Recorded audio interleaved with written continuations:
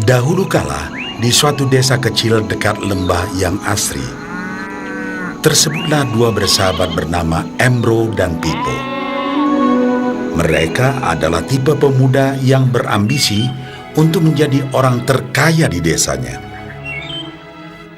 Mereka kerap membicarakan impian dan ambisi mereka itu akan kekayaan, kehidupan, dan gaya hidup yang ingin mereka miliki nantinya. Mereka tidak takut untuk bekerja keras, hanya saja mereka masih belum mendapatkan kesempatan untuk dapat mewujudkan cita-cita mereka.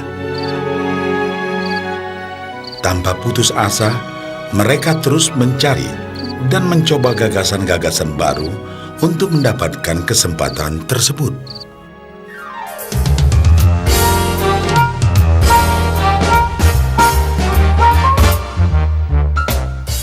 Hingga suatu hari, kesempatan itu pun datang.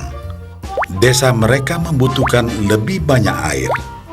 Oleh karena itu, kepala desa mempekerjakan Embro dan Pipo untuk mengambil air dari mata air di gunung untuk dibawa ke tempat penampungan di desa. Mereka akan dibayar sesuai dengan banyaknya air yang dapat mereka bawa. Maka mereka berdua pun menyambut dengan baik kesempatan ini. Embro dan Pipo pun segera melaksanakan pekerjaan tersebut dengan bersemangat.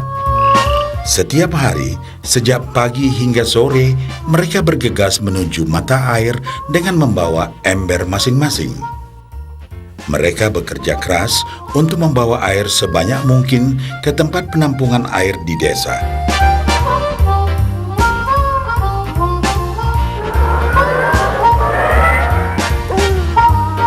Menjelang sore hari, mereka pun pulang dengan membawa upah dari hasil jerih payah mereka hari itu.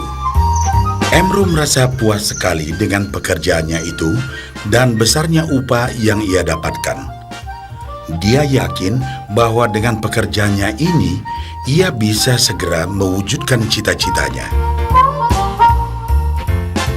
Bahkan untuk menambah penghasilannya, Embro membuat ember yang lebih besar agar dapat lebih banyak membawa air. Embro yakin dengan penghasilannya sebesar itu, tak lama lagi ia bisa segera membeli sapi dan memiliki gubuk baru yang ia idam-idamkan.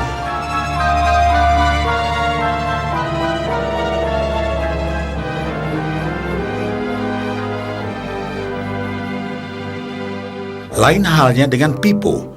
Dia merasa tidak nyaman dengan cara yang mereka lakukan itu. Ia mencari cara yang lebih nyaman untuk mendapatkan lebih banyak uang. Suatu hari, Pipo mendapat sebuah gagasan.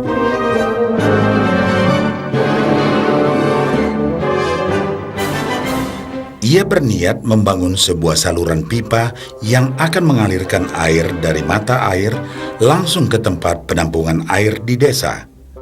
Dengan saluran pipa tersebut, ia akan mendapat lebih banyak air tanpa perlu lagi membawa ember ke mata air. Ia sangat antusias dengan gagasannya ini. Pipo pun mulai menceritakan gagasannya ini kepada Embro dan mengajaknya bekerja sama. Tetapi Embro tidak sependapat. Ia bahkan mentertawakan gagasan Pipo tersebut karena merasa dirinya mampu mendapatkan lebih banyak uang. Embro pun lebih sering lagi mengambil air dengan ember dan bahkan menggunakan ember yang lebih besar agar dapat membawa lebih banyak air ke desanya. Dengan cara ini, Embro yakin penghasilannya akan meningkat.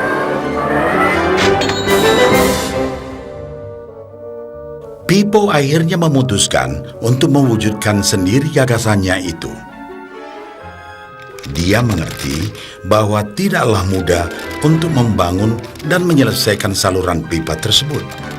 Dibutuhkan beberapa tahun untuk bisa menyelesaikan dan menikmati hasilnya. Namun tekadnya telah bulat. Ia pun tetap bekerja mengangkat air dengan ember setiap hari seperti biasa. Tetapi di akhir minggu dan setiap ada waktu luang, Pipo bekerja keras menggali tanah yang banyak berbatu untuk membangun saluran pipanya. Pada bulan-bulan pertama, hasilnya hampir tidak kelihatan. Orang-orang desa mulai banyak mentertawakan dan mencemooh Pipo. Mereka menjulukinya Pipo si manusia saluran pipa.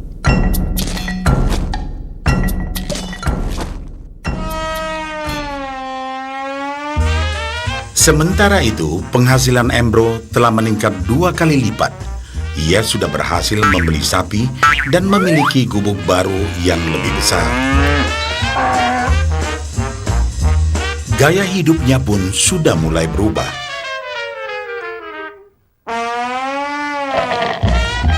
Ia sering menghabiskan waktu sepulang kerja di bar, menikmati hasil jerih payahnya mengangkat ember. Namun, tanpa disadari, badan Embro kini mulai jadi bungkuk karena begitu beratnya ia harus mengangkat ember besar setiap hari. Raut mukanya pun terlihat kelelahan.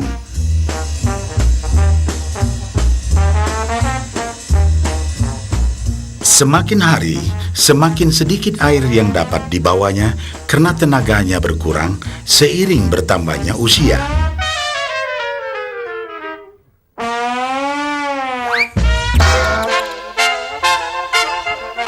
Bulan berganti bulan, tahun berganti tahun, dan akhirnya Pipo berhasil menyelesaikan saluran pipanya.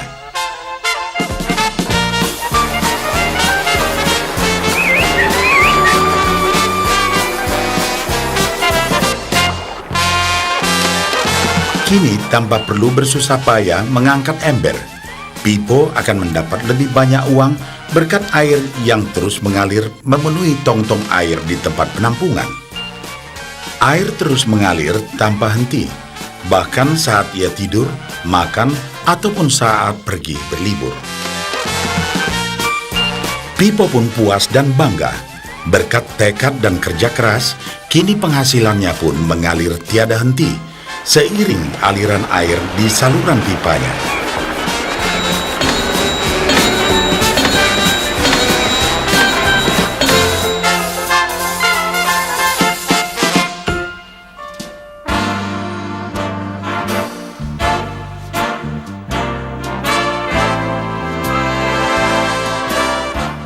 Setelah melihat cerita Embro dan Pipo, kita sadari bahwa cerita mereka menggambarkan kehidupan kita.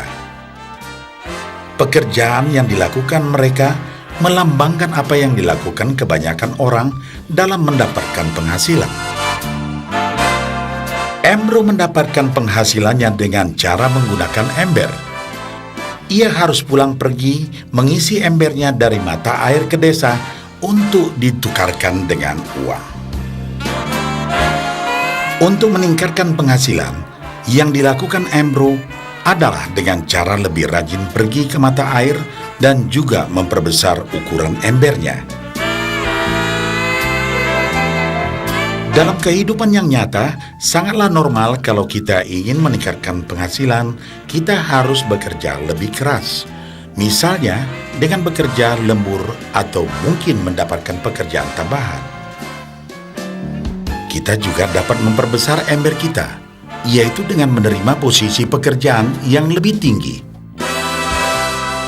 Sebagian besar dari kita menukarkan waktu kita untuk mendapatkan uang. Seperti juga Embro, kita pun memiliki waktu yang terbatas untuk dibarterkan menjadi uang.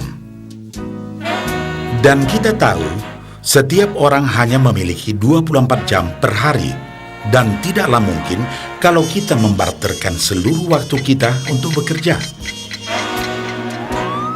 Dan yang lebih sulit lagi, yaitu jika kita tak mampu lagi membarter waktu kita, karena alasan usia, kesehatan, ataupun alasan lainnya sehingga penghasilan kita terhenti sama sekali.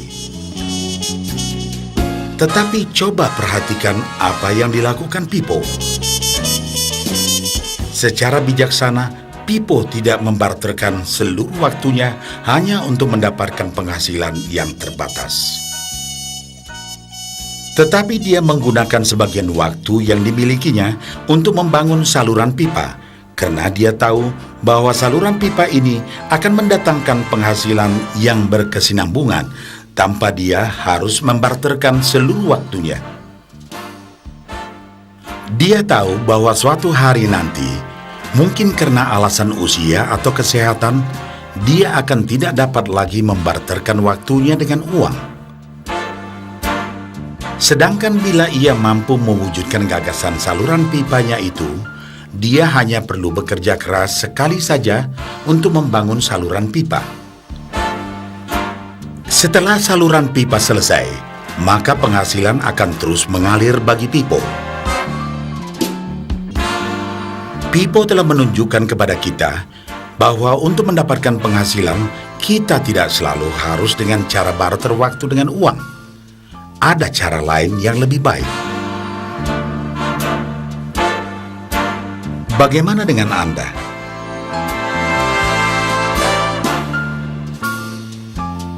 Apakah Anda masih seperti Ambrose